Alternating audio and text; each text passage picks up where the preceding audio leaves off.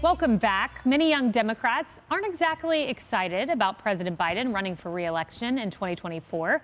But a new poll out from Harvard reveals that there is much more that they are feeling down and out about.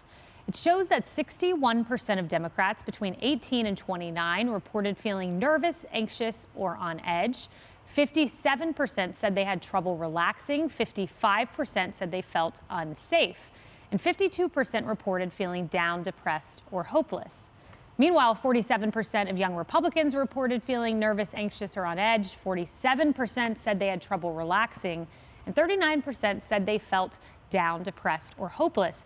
So, Sean, the Democrat young people, Gen Zers we'll call them, many of them at least, they are feeling down and out disproportionately more so than Republicans. Still high numbers for Republicans, but this comes when Democrats are increasingly more likely to say, I don't want to hang out with Republicans. I don't want to date Republicans. I don't want to be friends with Republicans. It seems like they're in a very anxious, sad bubble. But of course, when the world's going to end in 12 years per AOC because of global warming, I mean, that's pretty depressing. That'll stress you out. And these kids have been fed this every year of their lives, you know, in commie camp from K through 12, right?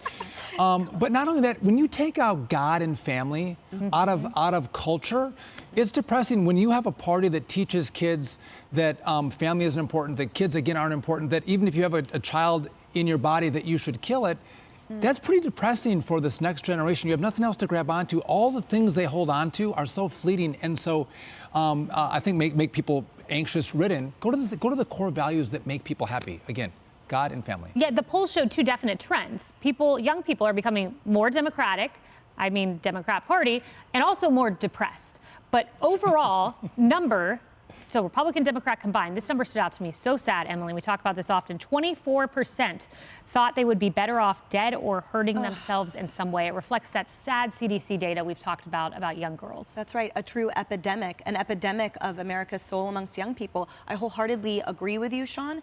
The reason that these kids feel unsafe is because anything that they say will result in them being attacked. They're absolutely right.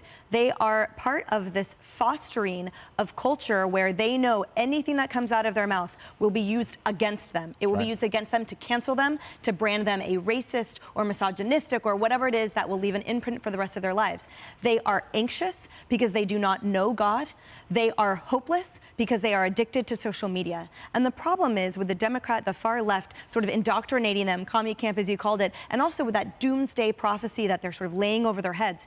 It's against the landscape of an absence of faith, an absence of family. So these kids have no anchor to attach to. They have no one telling them, you are the peace amongst the storm. God within you will never leave you. He will never leave you alone, that you are made by him, in him, and therefore anything that happens around you, you'll still be okay.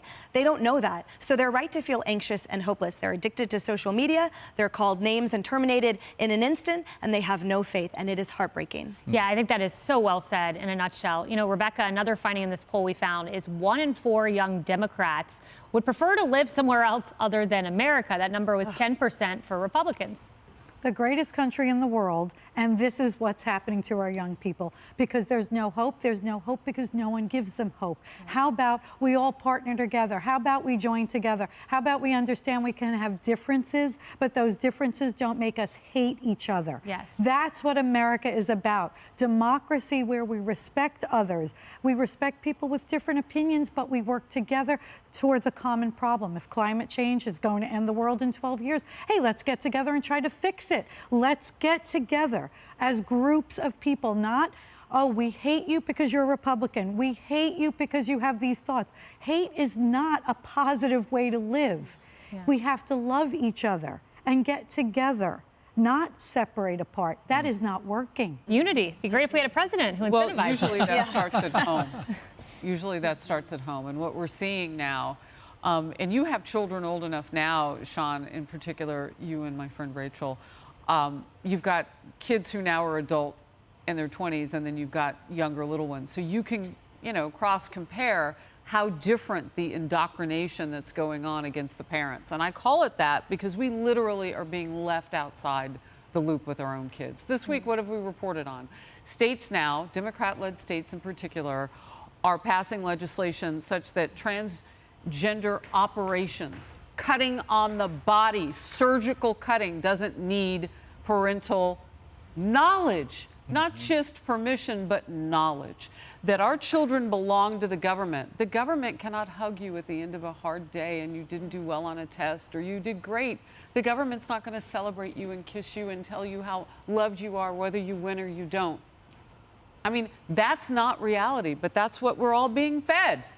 And so, yeah, I mean, and we're also told, by the way, that God can't solve that.